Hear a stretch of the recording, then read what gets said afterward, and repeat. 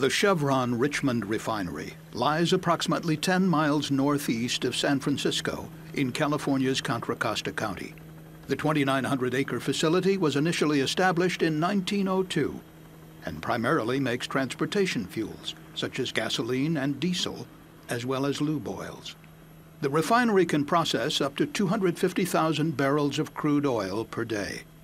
The first step of the refining process takes place in the crude unit, where crude oil is cleaned and heated before entering the distillation tower.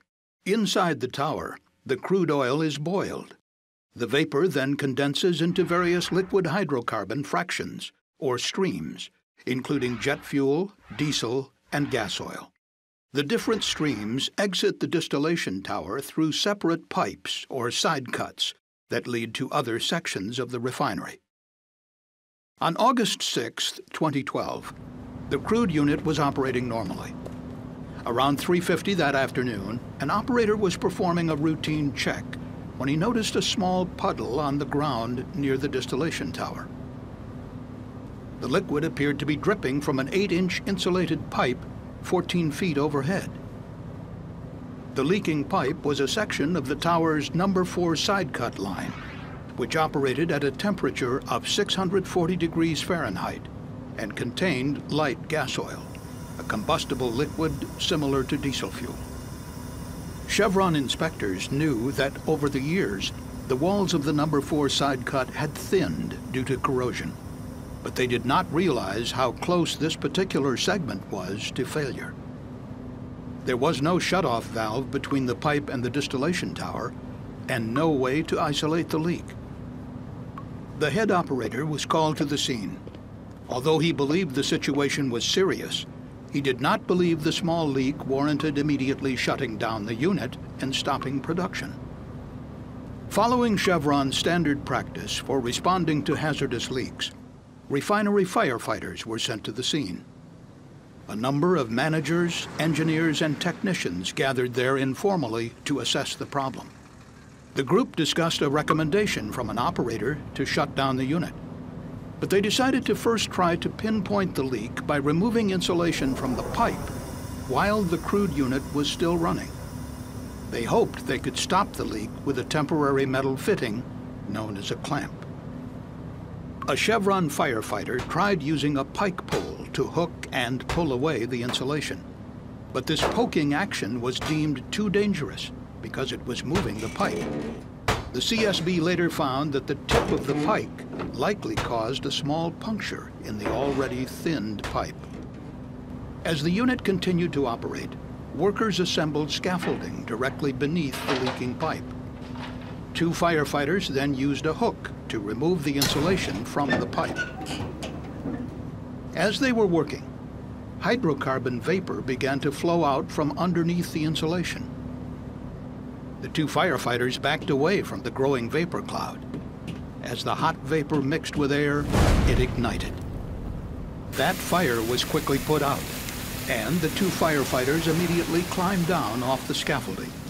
But the exact location of the leak was still obscured by the remaining insulation and firefighting water. So the Chevron firefighters attempted to strip the insulation off the pipe with high-pressure water. But the leak suddenly worsened, and hot hydrocarbon liquid started to spray out of the pipe. A decision was finally made to begin an emergency shutdown of the crude unit. But it was too late. Suddenly, the pipe ripped open. A vapor cloud formed and rapidly expanded as the large inventory of hydrocarbons in the distillation tower started to vent through the ruptured pipe. The vapor cloud immediately spread over hundreds of feet, engulfing all 19 people who had gathered nearby. The firefighters and operators struggled to escape through the dense hydrocarbon cloud, unable to see. They had to feel their way out, some on their hands and knees. At approximately 6:30 p.m., 2 minutes after the huge vapor cloud formed, the hydrocarbons ignited. One firefighter was trapped inside a fire engine when it was suddenly engulfed in flames. He radioed for help. Mayday, mayday, mayday! This is Foam 60! But when he received no response, he assumed everyone else was dead. To escape the inferno, he fled through what witnesses described as a wall of fire. Fortunately, all the workers would eventually flee to safety, and there were no fatalities. The towering white vapor cloud could be seen as far away as San Francisco on the unusually clear August day. After the ignition, a dense plume of black smoke formed and drifted away from the refinery. The fire continued burning for hours. Over the succeeding days, more than 15,000 people sought medical treatment at nearby hospitals for breathing problems and other symptoms. During its investigation, the CSB determined that the carbon steel pipe installed in 1976 had thinned to the point of failure from an effect known as sulfidation corrosion. Carbon steel piping is particularly susceptible to this type of corrosion, which occurs over time when the steel is exposed to sulfur-containing hydrocarbons at high temperatures. Steel piping that happens to be low in the element silicon corrodes especially quickly. The CSB learned that sulfidation corrosion had caused a major failure at Chevron's refinery in Salt Lake City, Utah, in 2002. Chevron then performed an enhanced inspection of the No. 4 side-cut pipe at the Richmond refinery. It revealed accelerated thinning in the piping section that would ultimately fail in 2012. Replacement was recommended, but this did not occur, and the section of piping was never inspected again.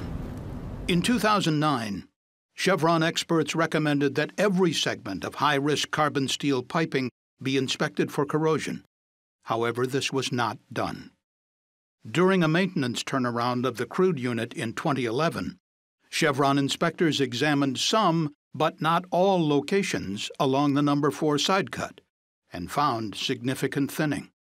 Some sections were replaced, but managers decided that the line was thick enough to stay in service and that an overall replacement could wait up to 5 more years. According to CSB investigators, a key lesson is that each and every segment of the piping should have been inspected. Most importantly, the pipe should have been replaced much earlier with an inherently safer corrosion-resistant alloy. The CSB also concluded that had the crude unit been shut down when the leak was first noticed, the massive fire likely would not have occurred. The 19 workers would never have been endangered, and the community would have been protected.